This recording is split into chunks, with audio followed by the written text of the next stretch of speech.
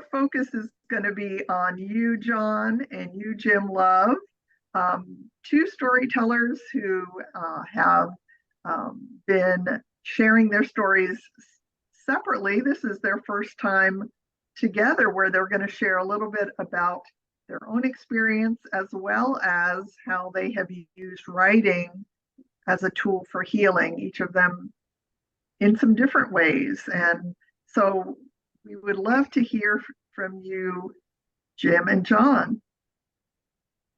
Thank you. I'm John. You can see Jim. We're storytellers. Both of us have been storytellers now. I've been doing it for three and a half years. And Jim, I think he's about the same time frame for you. So I'm going to let Jim tell you his story first, but we're going to talk today about both our own personal attachment to writing. Writing has been central to my recovery and my healing process. So we're going to talk about that, and we're also going to talk about how it can be helpful for everyone else as well. So we don't have any slides. We're going to be fairly informal. There's just a few of us. So I'd like this to be a bit more like a conversation.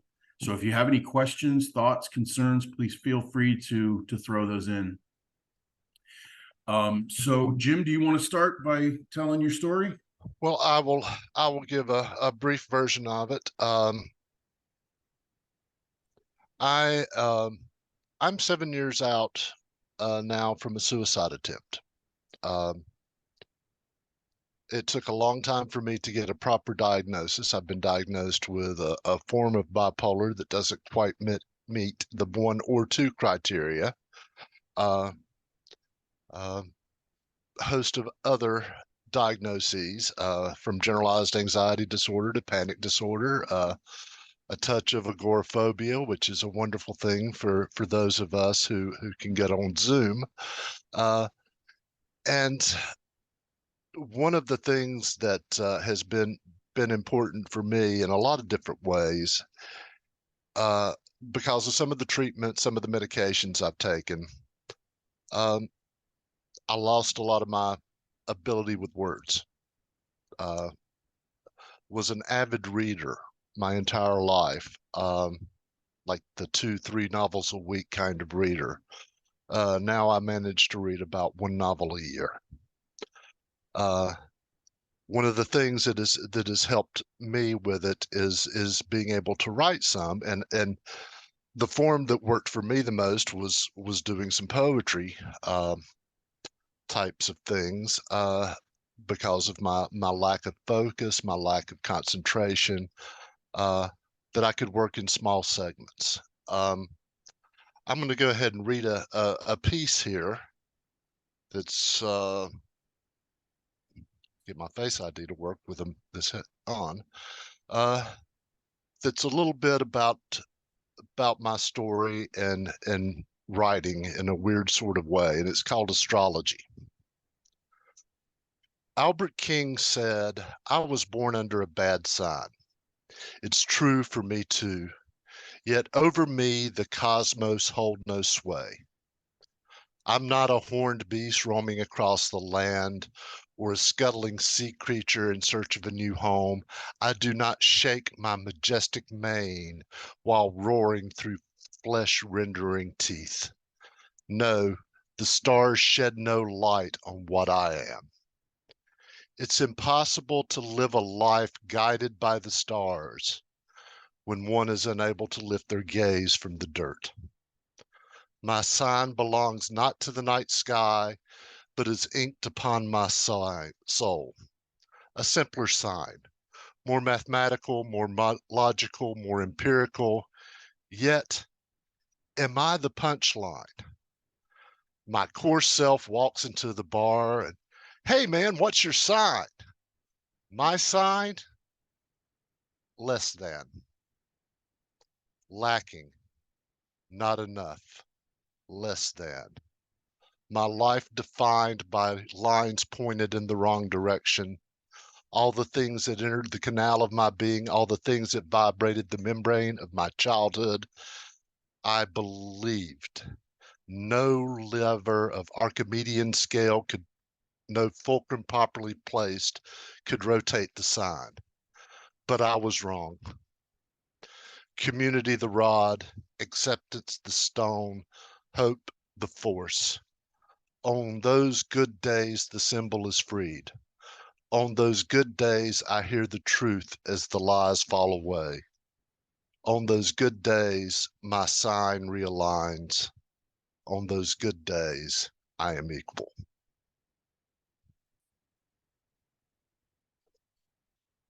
And now we'll let John take a few minutes here. All right. Thank you, Jim. I love that piece. Absolutely love that piece. Let's see. Up until 2017, I was a fairly successful software developer. I built a financial system for one of the big banks here in town.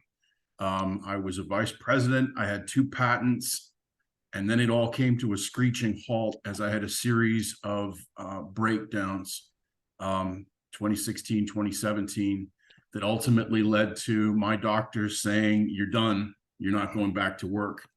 And I've been on disability ever since. I was matched up with Scott through the Compeer program, right in the midst of that, right in the midst of some of the worst of that. And one of the hardest parts of going through all of that was not having the words to explain what was happening to me, not having the words to explain what I was feeling. I'd go in and sit down in front of my psychiatrist and he'd say, "How are you doing?" And I couldn't really tell him. So having Scott and knowing that I could just try and not worry about offending him or driving him away, not being too intense, gave me such a wonderful place to begin to find the words to describe what I'm experiencing. Another thing that helped immensely was writing. So let me read you a piece that I've been working on.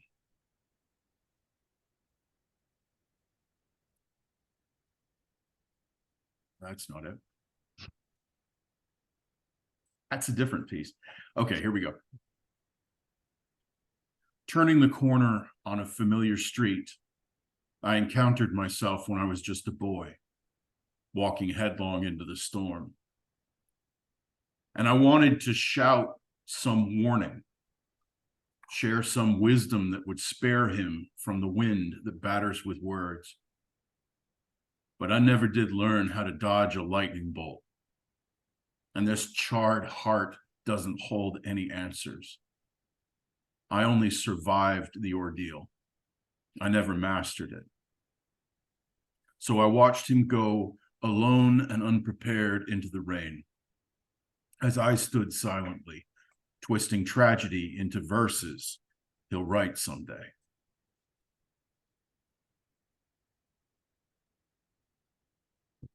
All right, Jim, would you like to set us off on our journey of? Yeah. One of the things that I had to do, because like I said, my lack of concentration, focus, was break things into like 10-minute little tidbits, the 10-minute rule. And one of the things I did with that was I started writing, and it would be just whatever. And the thing is you can write anywhere. It doesn't matter what. You don't have to sit in some oaken desk in a study with the fireplace and, the raven perched above your head. You can write anywhere. You can use pen and paper. You can have a journal. You can use your laptop. I use my phone while be sitting around.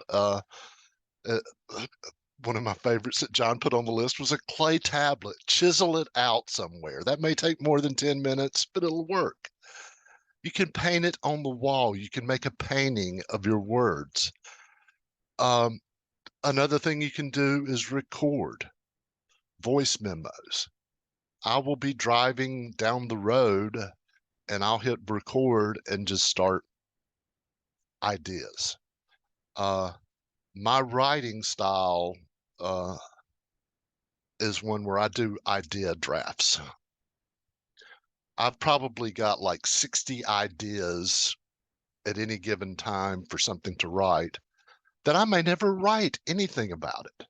The piece I just did, I wrote the bit about gazing into the dirt 2 years ago, and I finished the piece. Well, it's still not finished, but got it to that point about a week ago.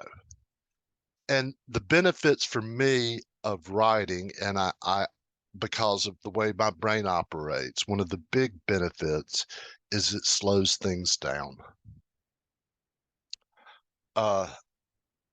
So the jumble of thoughts, the 42 train tracks running back and forth, when I sit down and I just start thinking of words, it slows that process down. Because when I write, it slows it down and it makes my brain slow down. It gives me some calm, some peace, some focus. It helps me organize my thoughts. What am I trying to say? What do I need to say? I write things that are just for me, that will never see the light of day, will never be shown to another person, whether it's a journal entry or a poetry piece, essay, whatever. I write for me. Sometimes I go out and share it, but I'm writing for me. It's a selfish act in the best possible way. And like I said, it helps me organize my thoughts. It helps me put things in a certain frame, a time frame. I can look back at pieces I wrote 4 years ago, and that's almost a very different person than what I write now. 4 years ago was a lot darker.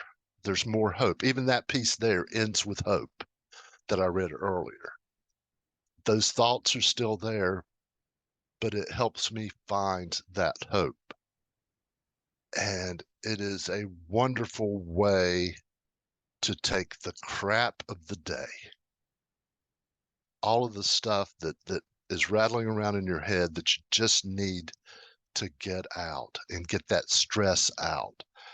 And it turns emotional issues, for me, it turns emotional issues, things that I have trouble even thinking about, and lets me desensitize it. It becomes almost like a mathematical problem. It becomes something that I can put these words on paper and rearrange them into a way that helps it make sense to me. And those are some of the personal benefits for me. And I know John's got more personal benefits and how it works for him. Yeah, sure, absolutely. Thank you, Jim. I have found when I started writing poetry, which is I found I was taking it, I still take it to therapy all the time. I think that writing for me has driven introspection. It's made me look at myself, in some cases from a 20,000-foot view. And by organizing the writing into even just subjects and verbs, I'm forced to look at myself and how I fit together. And so I feel like the writing really helps drive that that kind of introspection. It also, I was talking about not having the words to explain. And I think writing for me has helped me to identify feelings within myself and even larger like parts of myself. So that has been really key. Jim, do you want me to go ahead and talk about externalization as well? Yeah, I want to touch on one thing there about the words to express how you feel. Back to I during the worst of my struggles, I had multiple partial hospitalizations. And one of my favorite counselors I had there, every day we had to write a word for how we felt. Mm, How do I feel today? And the rule was you could not use the same word during your stay.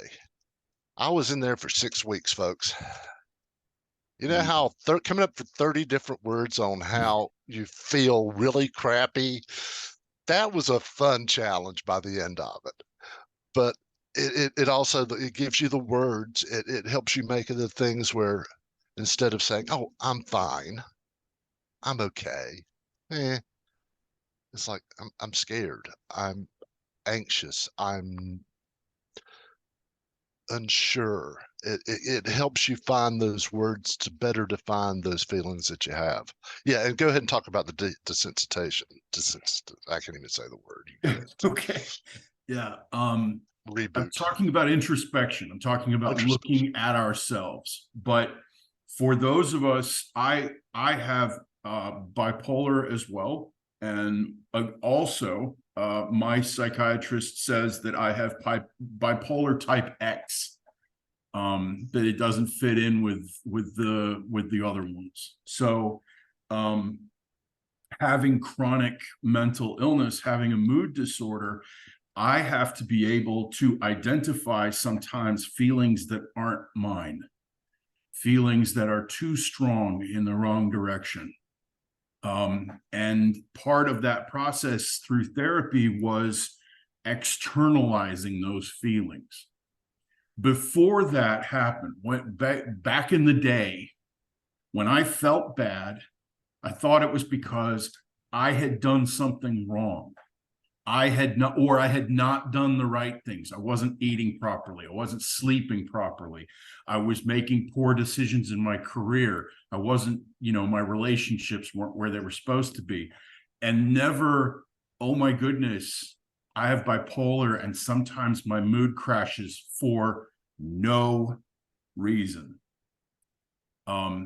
So externalizing that, recognizing that sometimes things happen in my head that aren't the natural consequence of the sum of my actions.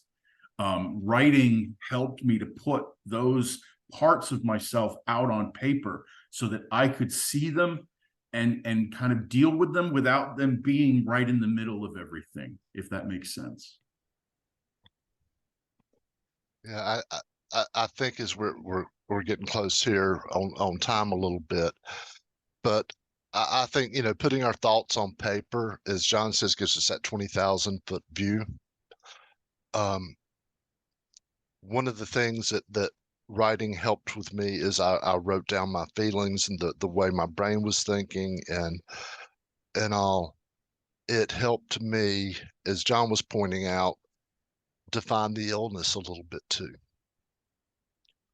That I could come to terms that, and I've used this before, that I always felt that I had a character flaw, Mm.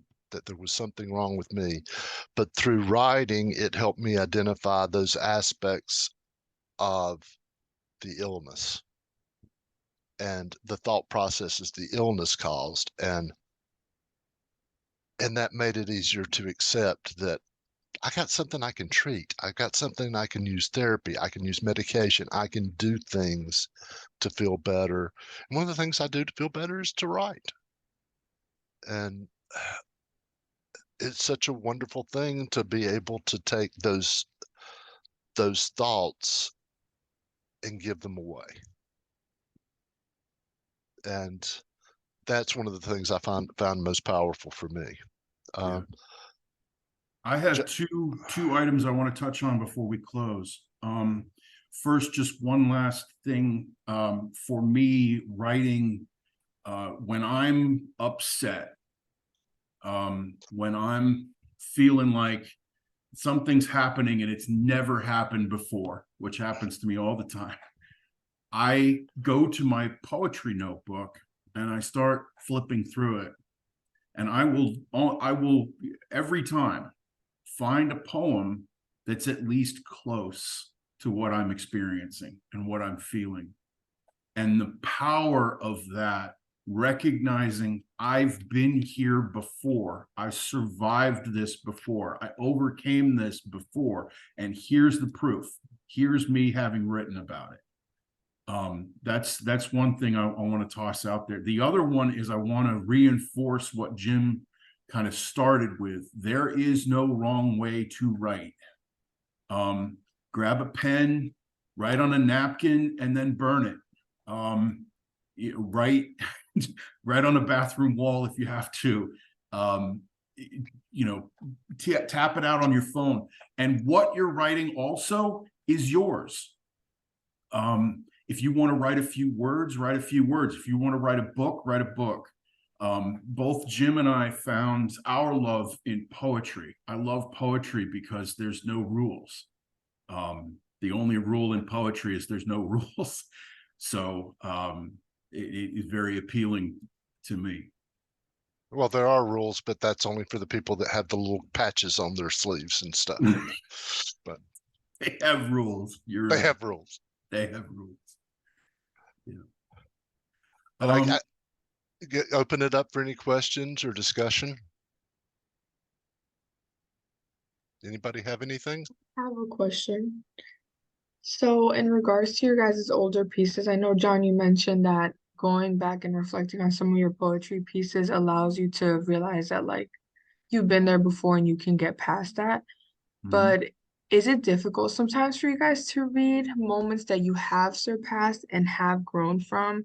Like, when you go back and read that, do you feel like a sense of comfort knowing that you made it past that? Or is it something that you kind of just rather leave back in the past and just continue writing on your new journey? Does that make sense?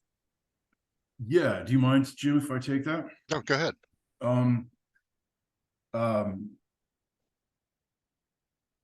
No, when I've closed out a chapter, it's actually really nice to go back to the poems.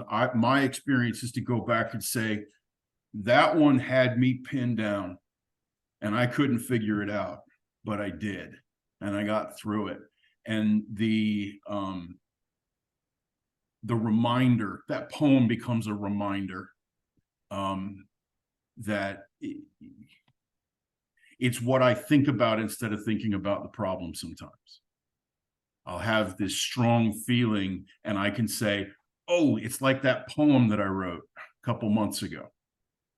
And it becomes an object that I can handle instead of an amorphous thing that's going on in my head. What about you, Jim? Yeah, it's a lot the same. I've got a piece I wrote, it's called Magic Words, and it's about how every time I lied to a therapist saying I don't have a plan to kill myself. And I read that piece now and I go, damn, I really used to bullshit a lot of people. I don't have to anymore. And so it's like John says, it's almost this gift of, in a way, of this is where I was, this is where I am. Look at me. And conversely, it also allows me to go back and revisit some things that maybe I need to brush up on a little bit in my own, things never go away. That, it's like I say, it's like I'm never going to be cured. I can be better, and those things remind me of how I'm better, and that's really powerful. Yeah, I liked John's comment about it takes this amorphous kind of glob of feelings and turns it into an object. And I can see that as kind of strategic, like a coping strategy. Like, it's time for me to go get in the car and go somewhere and do something practical out there in the real world. And I've had a morning where I'm anxious and it just doesn't feel right.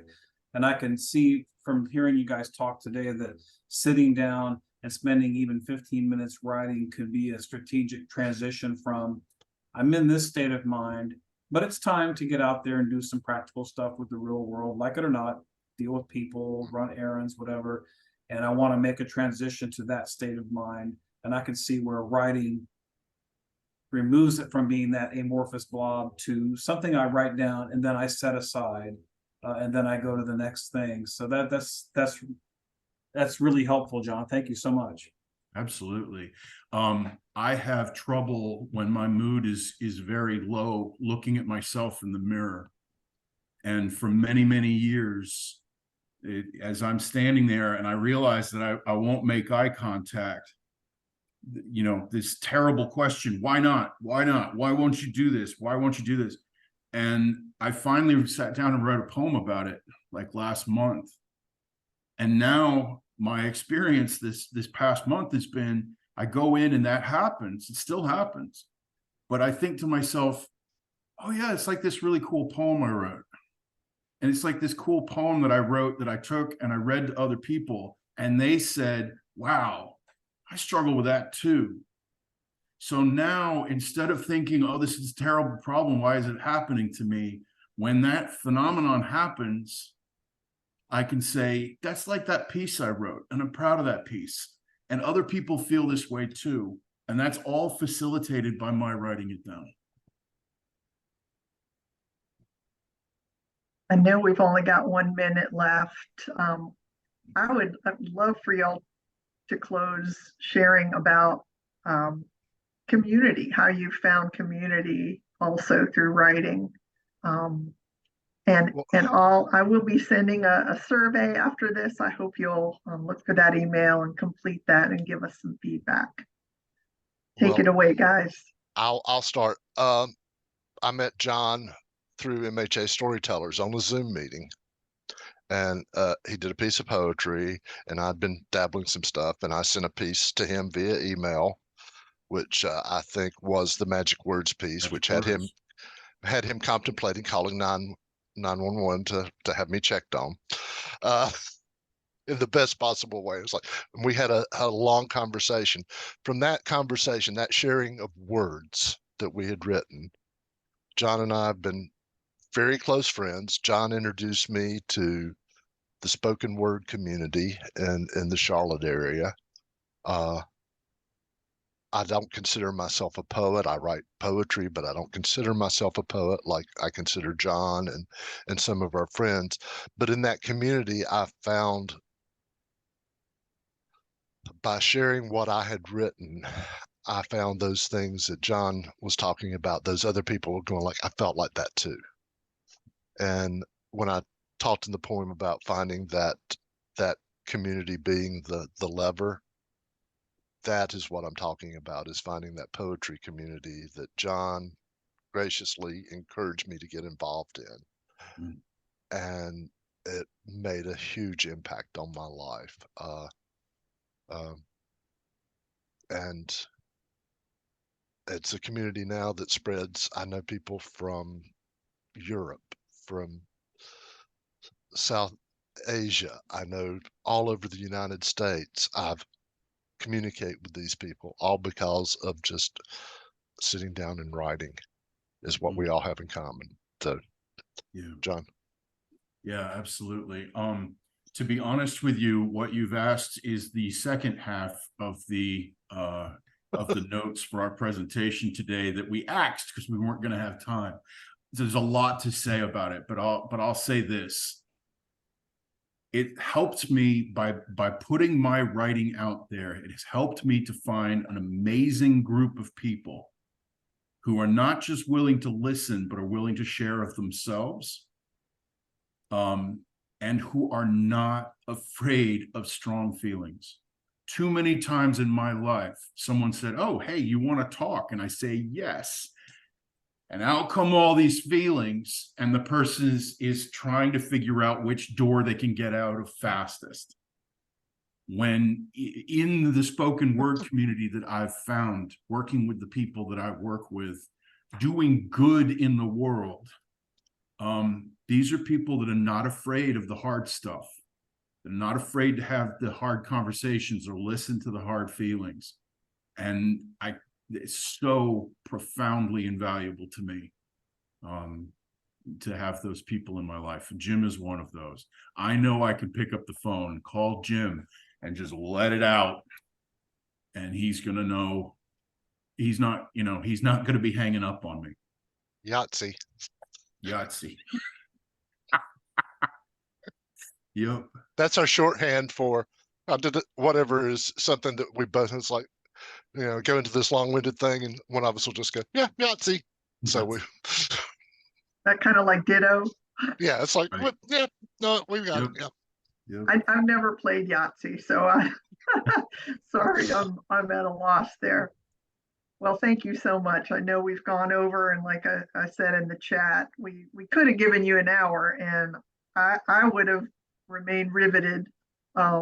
Thank you for this really, really helpful and inspiring conversation. And I know personally, I want to pick up my journal and get busy. So I hope others really benefited as well. And from the chat, it certainly appears so. So we thank you so much, Jim and John, for sharing and for sharing some of your poetry as well as your wisdom. Well, thank you for the opportunity. Absolutely. And I'm happy to stick around afterwards. If anybody has any questions or anything else you'd like to talk about, I'll be here. Absolutely. I'll stop recording, and anyone that wants to hang on, please do. Bye all. Thank you so much. Thank you, Andrew. Thank you so much. Spending time with us. Bye.